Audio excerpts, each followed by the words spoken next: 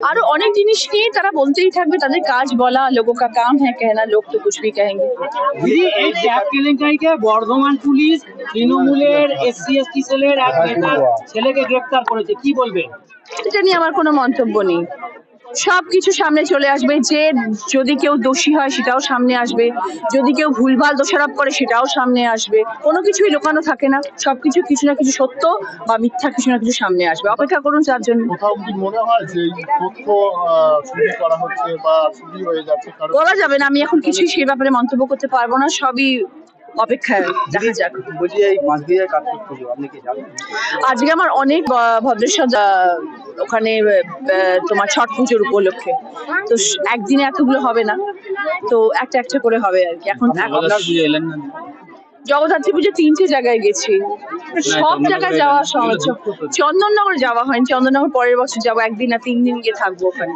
আর অন্যান্য জায়গায় এবারে যাওয়া হয়েছে, চন্দননগর তাই জন্য আজকে যাচ্ছি ভদ্রেশ্বর। বলছি দিদি, এই দুই যে সাংসদ আজকে আদিবাসী নৃত্যতালে নাচলেন, কেমন লাগলো একসঙ্গে দুজনকে? খুব ভালো লাগলো। মিতালি দি ভীষণ ভালো মানুষ একজন, ভালো মনের মানুষ একজন, এবং আমার সঙ্গে বাকিরা সবাই ছিলেন, সব MLA-রা ছিলেন, SP-রা ছিলেন, সবাই মিলে একসাথে কিছুক্ষণ ভালো সময় কাটালাম। বলছি দিদি, এই যে কার্তিক পুজো আপনার বাড়িতে কি কার্তিক পুজো? না না, আমার বাড়িতে কার্তিক পুজো হয় না, আমার বাড়িতে কার্তিক পুজো একদম হয় না। বলছি যে কারোর বাড়িতে কার্তিক খেলার? দিদি, কারোর বাড়িতে কার্তিক খেলার দিদি না, আমার বাড়িতে এখন কার্তিক মেলা সবাই দেখছে না, কার্তিক পুজো তো অনেক জায়গায় দেখা যায় যে কার্তিক আমার বাড়িতে খেলা হয়। আপনার বাড়িতে কি কার্তিক আগে খেলা ছিল? আগে তো হ্যাঁ, আমার বাড়িতে কার্তিক আছে, সে কার্তিক পুজো পুজো করার কথা নয়, সে নিজের পুজো নিজে ব্যবস্থা করে নেবে। না না, বলছি আপনার বাড়িতে কি কোনো কার্তিক পড়েছিল? না, আমার বাড়িতে কোনো কার্তিক বলেনি। ঠিক আছে। আজকে মূলত আসার দুটো কারণ। প্রথম কারণ ছিল আজকে দিদির যেটা উনি উদ্বোধন করলেন, বিরসা মুন্ডার আজকে 150তম শতবার্ষিকী আমরা এখানে উদযাপন করলাম, সেটাই শ্রদ্ধা জ্ঞাপন করার জন্য আসা। এবং দ্বিতীয়ত আজকে আমার বিশাল বড় একটা মিটিং ছিল DM অফিসে, এবং সেখানে আমার হুগলি জেলার কর্মকাণ্ড নিয়ে আলোচনার অনেক বিষয় ছিল, সেগুলো নিয়ে আমাদের কথাবার্তা ছিল। অনেক কিছু করার আছে আগামী দিনে, সেগুলো নিয়ে আলোচনা হওয়ার ছিল। স্পোর্টস একাডেমি নিয়ে আলোচনা হওয়ার ছিল, বিকজ আমাদের ইচ্ছে আছে হুগলি জেলাতে স্পোর্টসকে নিয়ে আরো এগোনোর, এবং যাতে এখানে ক্রীড়াঙ্গন আরো বেশি হয়, এখানে স্পোর্টস একাডেমি যাতে আমরা করতে পারি, এবং এখানে যারা ট্যালেন্টেড যারা স্টুডেন্টস আছে আগামী দিনে যাতে সেই স্পোর্টস নিয়ে আমরা পার্লামেন্টে এই নিয়ে কথা বলতে পারি, সেটা নিয়ে কথা বলার ছিল।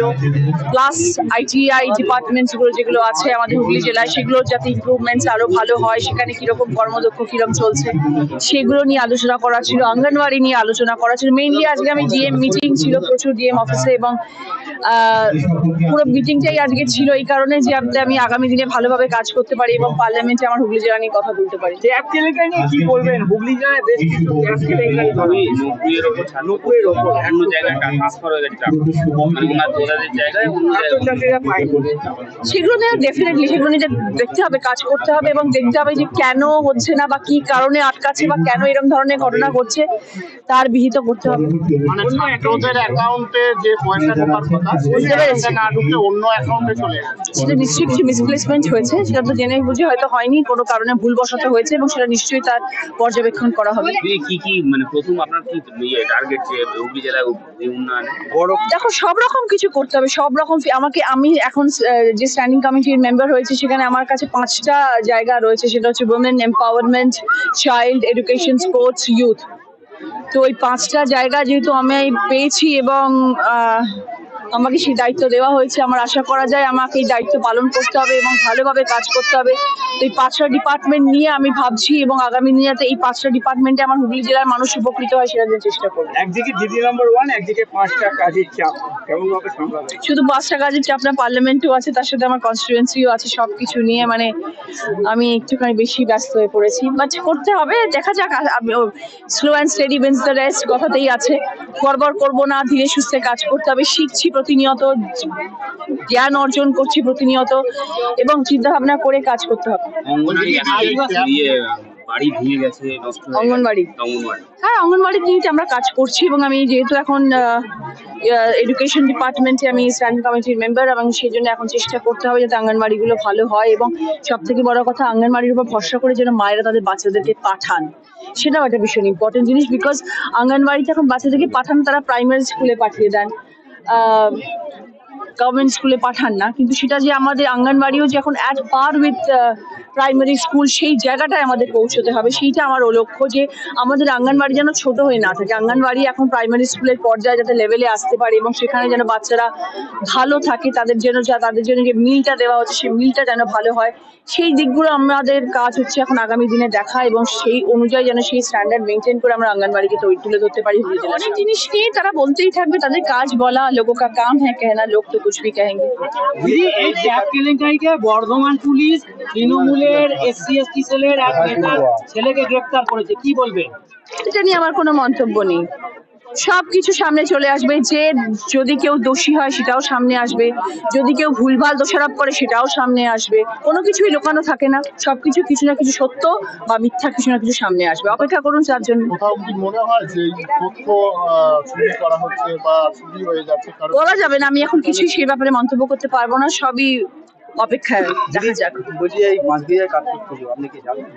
আজকে আমার অনেক ভদ্রেশ্বর ওখানে তোমার ছট পুজোর উপলক্ষে, তো একদিনে এতগুলো হবে না, তো একটা একটা করে হবে আর কি। এখন আপনার পুজো এলেন না? জগদ্ধাত্রী পুজো 3টে জায়গায় গেছি, সব জায়গায় যাওয়া সম্ভব।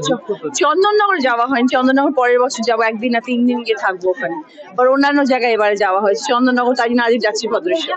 বলছি দিদি, এই দুই যে সাংসদ আজকে আদিবাসী নৃত্যতালে নাচলেন, কেমন লাগলো একসঙ্গে দুজনকে? খুব ভালো লাগলো। মিতালি দি ভীষণ ভালো মানুষ একজন, ভালো মনের মানুষ একজন, এবং আমার সঙ্গে বাকিরা সবাই ছিলেন, সব MLA-রা ছিলেন, SP-রা ছিলেন, সবাই মিলে একসাথে কিছুক্ষণ ভালো সময় কাটালাম।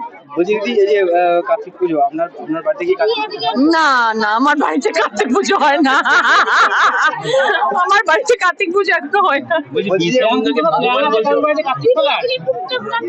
দিদি, কারোর বাড়িতে কার্তিক খেলার দিদি আছে আপনার? দিদি, না, আমার বাড়িতে এখন কার্তিক ফেলার সময় নেই।